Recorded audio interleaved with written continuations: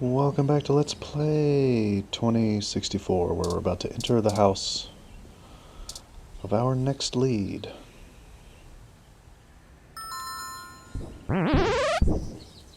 Oh. It's a person in a bear costume, or is it a hybrid that's actually been modified into a bear?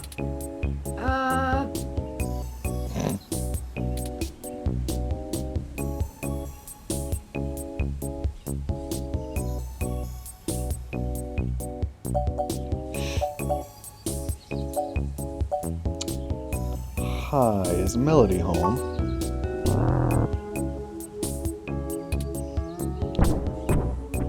I think it's an actual bear with brain control things on its head. Your guess is as good as mine.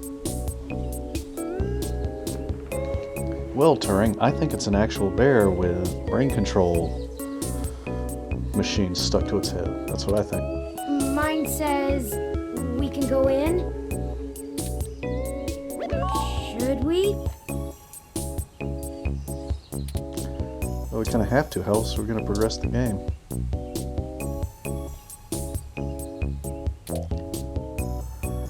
How did that bear even turn the door handle? Well, you know. Bears are dexterous. They can do that. Oh, wow! Swanky!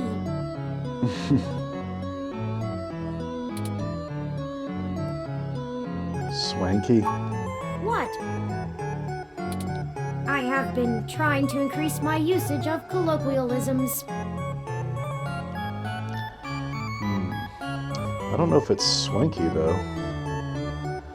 Doesn't remind me of anything I've ever seen in the magazine Swank. Is swanky too out of date? It's certainly before my time.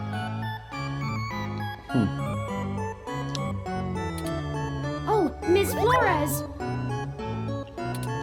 Excuse us for the intrusion. My name is Turing, and Oh, I know who you are. I can explain. I know you don't like Dr. Fairlight very much, but I assure you there's a situation. Fairlight. I didn't realize Hayden's research had become a charity case. Huh? Though I suppose little boy Yannick will throw money at anything that raises his profile on the mesh. Wait, you know Hayden? Also, we actually only just met Dr. Fairlight yesterday. Oh, that's too bad. Now Pat won't have to eat you.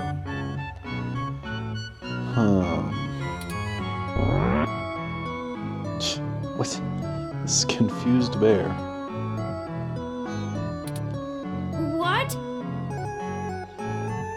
I don't know what's up with the bear. Though I'm not sure your gears would have been good for his digestion.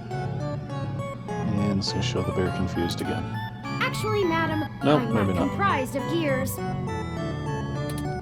Well, either way, he's on a diet. Oh. This philosophy is how I lead my life. Sometimes you eat the bear, and sometimes the bear, well, he eats you. eats you. Stealing lines from the Big Lebowski. Is that actually a phrase? I've never heard that anywhere other than the Big Lebowski. And I've been around a long time. Do you understand? Not really. Look, I don't have all day to entertain you, Turing, nor your new friend. Not even for Hayden. You don't have time to waste if you're going to find him either. Wait, I'm just now noticing there's like a... In between the lady and the bear, there's some sort of tiny little creature. Right. It's wearing stuff, I can't tell what it is though. It's got like a helmet and a coat or a cape.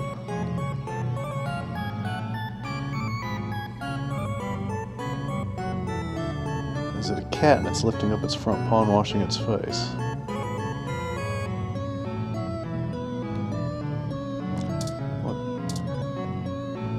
gardening ROM out in the background behind the window.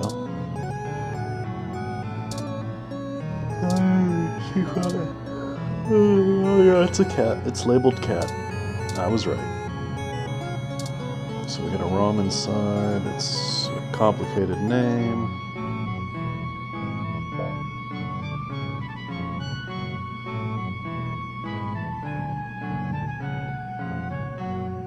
This is some cool music. Who's Pat? Oh, the bear's name is Pat. Okay. A room control monitor is fixed on the back wall. Temperature is set low. It's freezing. Can I turn it up? Only Madame Flores and a team of techno-archaeologists could figure out how to make this fossil run.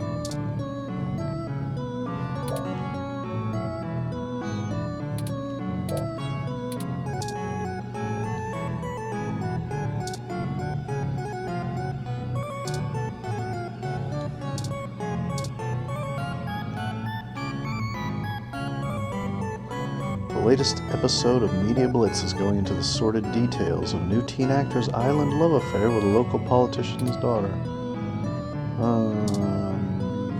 Okay.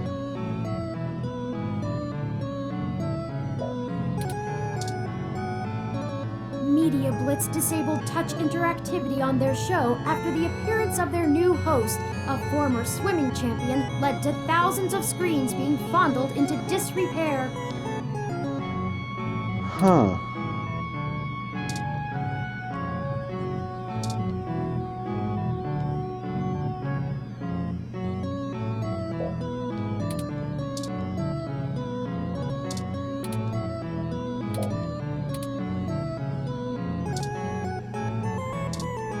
Okay, let's look at the bear. Melody keeps unusual company. Ursus maritimus, if I'm not mistaken.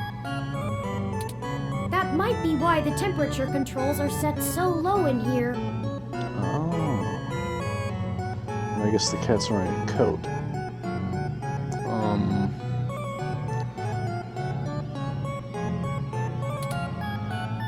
Yeah, definitely a polar bear. I wasn't aware you knew the scientific name of the species. I mean, I didn't, but it's kind of obvious. Ursus is bear, and maritinus means maritime, like the ocean. Polar bear is the only bear that lives in the ocean, yeah? Ooh, has my interest in proper nomenclature started to rub off on you? Please don't rub off on me. He's a white bear, Turing. What else could he be? Plenty. Have you heard of a Kermode bear, also known as a spirit bear? Or he could be a white-faced black bear, or even a Pisley. I haven't heard of any of those things. But he's not. It's a polar bear. Oh. Yep, definitely a polar bear. Don't take my yawning as like an insult to your level of interestingness, Turing. It's completely unrelated, I'm sure.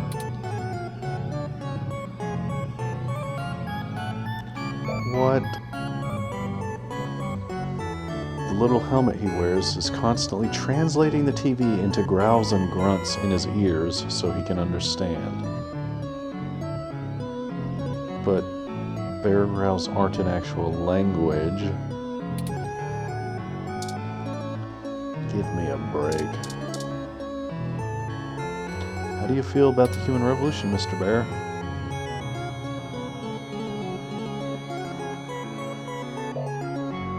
Oh. He's got brain implants, so he might actually understand stuff. Can we pet him? Oh. We can't pet the bear. Oh my god, condescending. So, grr and stuff.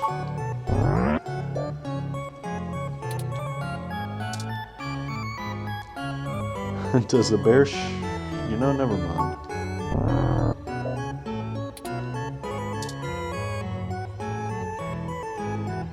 Pat, what are the burdens you bear?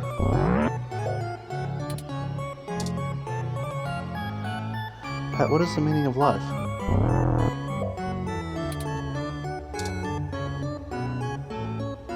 Woof.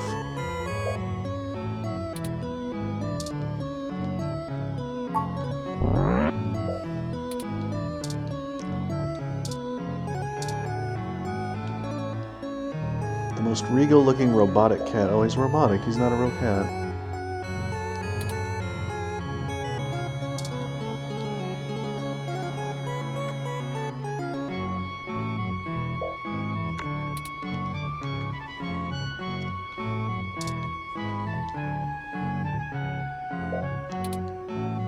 So just like a regular cat, looks remarkably bored, attempts at conversation.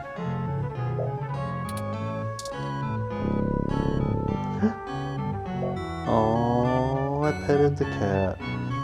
Her collar says Lily.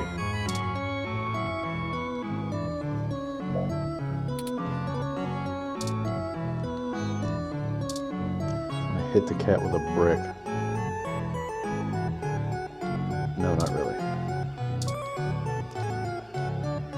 A plush.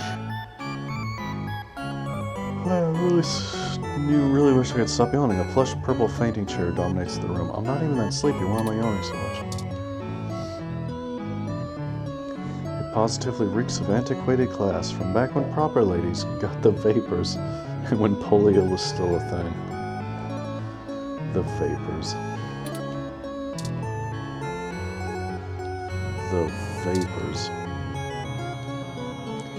That reference is too old even for me. It's like 3 times as old in the future. This chair is for recovering from social exhaustion. Now I know all about being exhausted from socializing.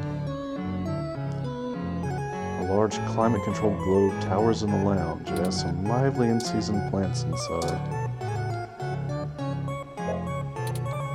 There's a robot taking care of the garden. Alright, let's talk to Melody.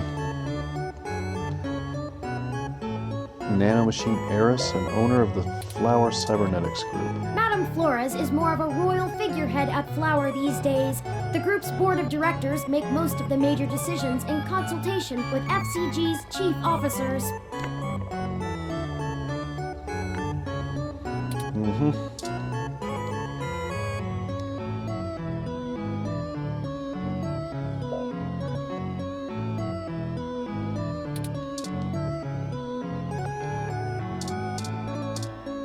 So how do you feel about the human revolution? Oh.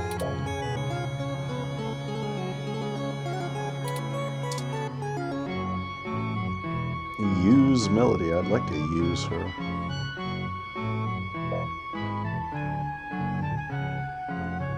Oh, she only likes rich guys. Oh wait, teapot. Let's look at the teapot first. The blue and white coloring is an imitation of a popular set used in Scotland in the late Edwardian era. Sadly, no true originals exist.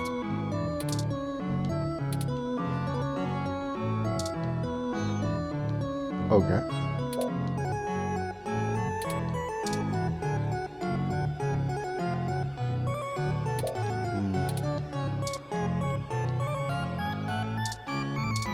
Strawberries.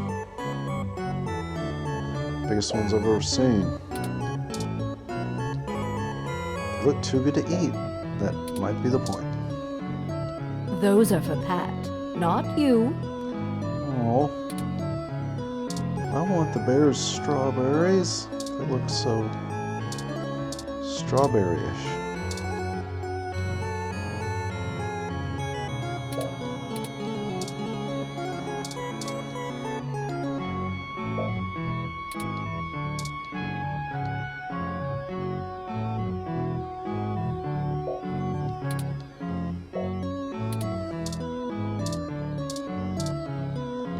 Whoops.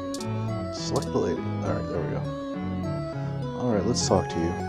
If you were one of Fairlight's worker bees, you wouldn't have made it through the door. So why are you here to badger me about poor Hayden? You have me at a disadvantage, Ms. Flores. You seem far ahead of us on this matter.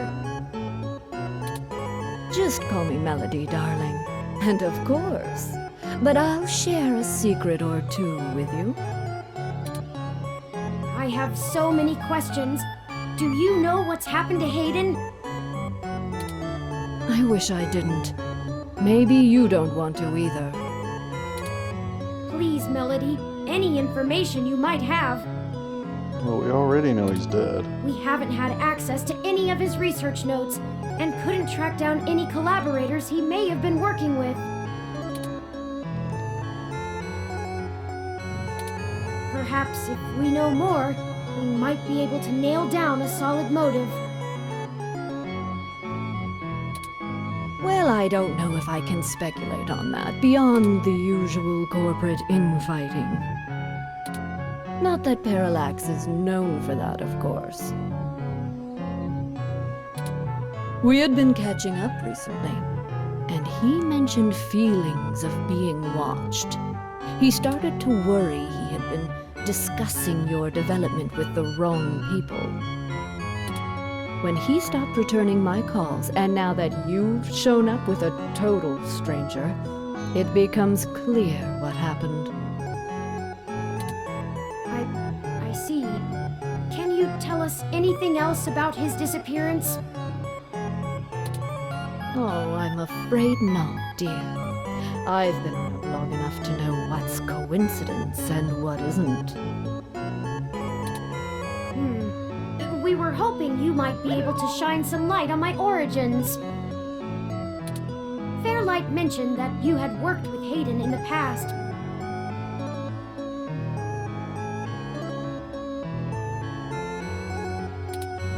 I see Hayden didn't neglect curiosity in your personality makeup. Well, you and I haven't properly met, but considering how often Hayden badgered me for design schematics of Flower's latest neural implants, I might as well be your aunt? We'll go with that.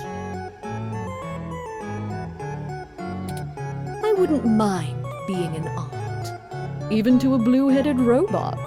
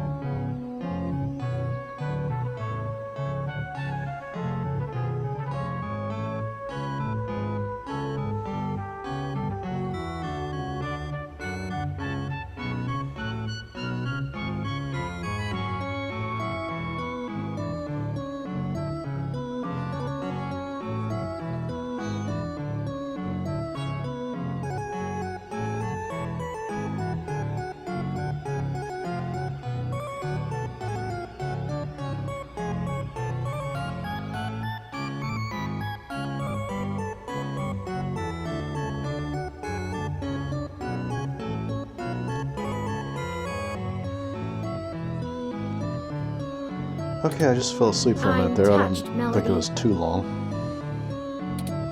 Well then, I'm willing to answer your questions for now. So it's...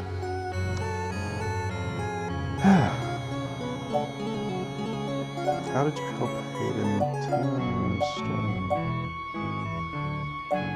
How did you help Hayden with Turing? Seeing as how Turing is my friend now, that's what I'm most curious about. Indeed. I don't see the connection between your company and Hayden's research into machine sapience. Oh, Hayden wasn't researching machine sapiens. At least not primarily. Not to diminish the importance of your creation, Turing, but it's best you know the truth. Hayden is mainly interested in developing a way to transfer human consciousness into a machine matrix. You can see why neural implants would obviously be an integral part of that. Oh, I didn't realize.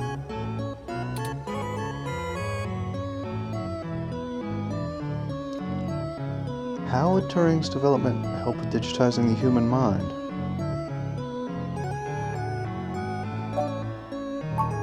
The concept of transferring the human mind into a computer has been an attractive goal for decades. Well, then why can't we do it? Functional immortality is a powerful lure. The brain is an immensely complicated machine, and even though we know the right buttons to push to make pictures show up, we still can't replicate the entire thing as a technological construct. Even with the virtual reality implants, we're really just relying on the brain's ability to make sense of nonsensical signals. So Hayden decided the best way to make a machine more like the human brain would be to work in the opposite direction. Instead of mimicking how the human brain worked, he started writing code that mimicked the functioning of the human mind. Think of it like convergent evolution. Two species adapt in similar ways, but on completely different continents. Hayden is a crack programmer when it comes to information collating. It's why Parallax hired him when they did. So he wrote a bunch of self-modifying learning algorithms that were, frankly, baffling and let them loose.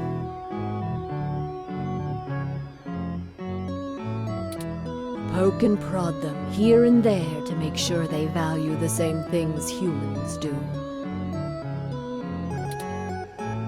And we eventually end up with you, Turing.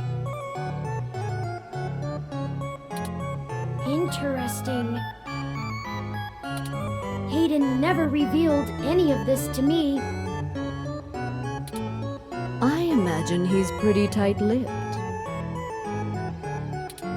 You were the first prototype he considered a real success, and he was afraid of contaminating your development before he had a chance to make good observations.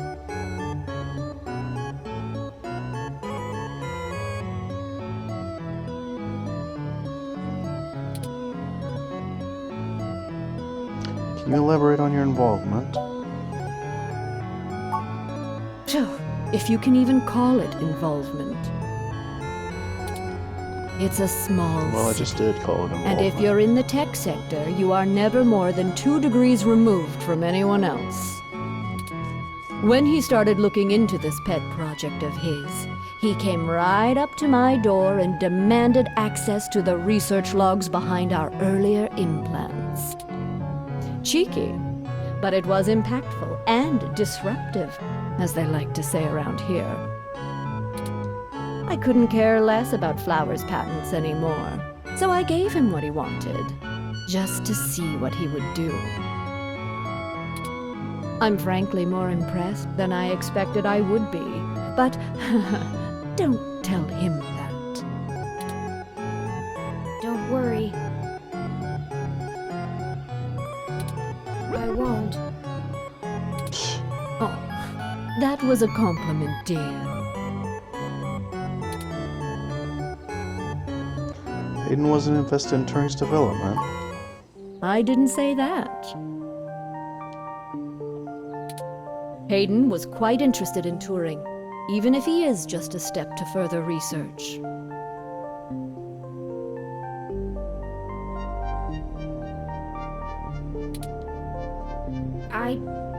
In fact, he was preparing to publish his findings involving Turing. And I know it's going to make one heck of a splash in the scientific community. See, the most impressive part about you, Turing, is that you're surprisingly stock.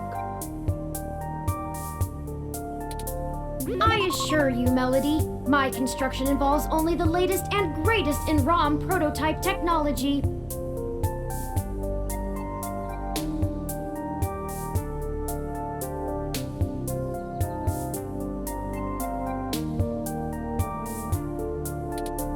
Exactly.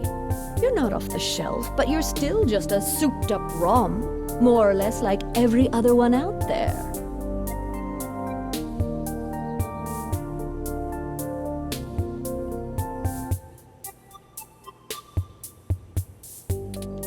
Your personality algorithms are impressive, but they don't require some new space-age technology to work. Hayden is going to propose that human consciousness transference does not require special brain-like hardware architecture, but merely the right software wrapper to interface with the hardware.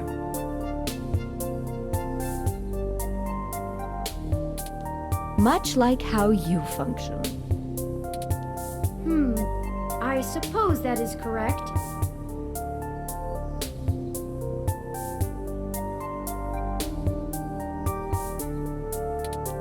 Still, my personality matrices do take up substantial amounts of my processing power.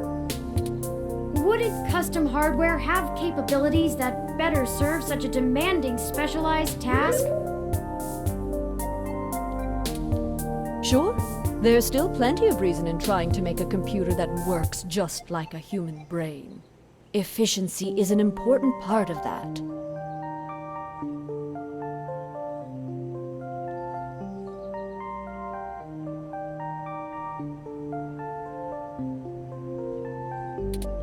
But if Hayden can emulate the human mind in existing technology, it means we can start the immortality now, rather than waiting for hardware to catch up with Hayden's software. Frankly, I'm not terribly interested in living forever, but there's more than enough people who are. Thank you for this, Melody. I understand so little of my origins. Well, I'm sorry I don't know more of the specifics.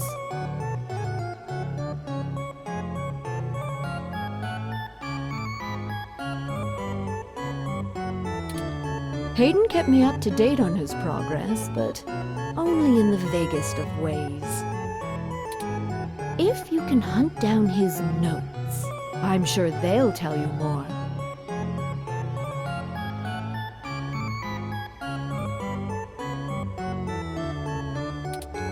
Of course, we'll keep looking.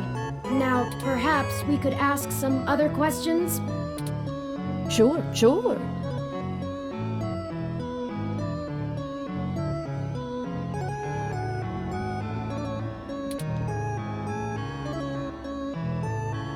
What's the story between you and Fairlight? Come on, controller. Oh, hell, that old bastard and I have been flashing daggers at each other for the better part of 20 years. I contracted out the software development for our first-gen direct-link VR neural implants to System 1. Things were I don't know what going any of great, that means. but after the first model sold like gangbusters, Yannick tried to get into bed with me, literally. I turned him down, very politely, I might add, and then, suddenly all of the cooperation between our companies dried up.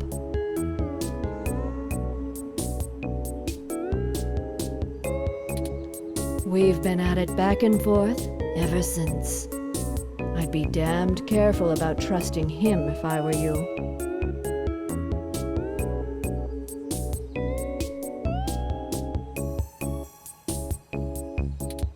He's a snake, and he'll do anything he can to get what he wants. Still, I suppose if he tried again now, I might not turn him down. Uh-oh. It would be fun to needle him about me still having my own company when he doesn't have his. I think that's everything we need to know. Good. I can get back to my retirement. Thank you for your time, Melody. We'll be in touch later.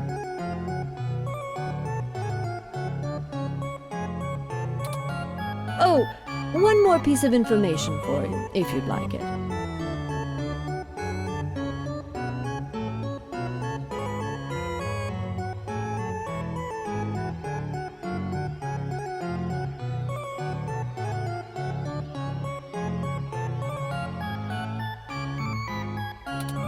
I've got the contact info for a Vincent Mensa, who I think might be of help to you. Vincent Right. was working more closely with Hayden inside Parallax, mostly on his company-approved research on data collating algorithms for the mesh. I'll send him a message and ask him to meet you somewhere.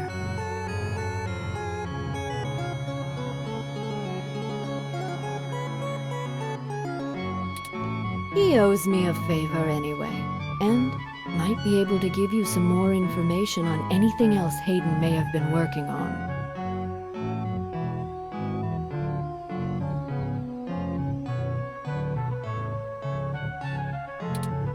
That would be fantastic. Perhaps Golden Gate Park. Be careful, Turing. I don't like Fairlight's stench all over this scenario. Don't show him too many of your cards.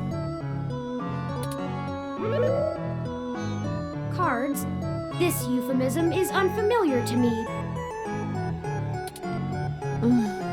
Don't tell him anything if you can. Fairlight is more dangerous the more he's informed. Thank you, Aunt Melody. Wish us luck. Aunt Melody. Well, we'll carry on in the next video. This one got too long. Falling asleep didn't help.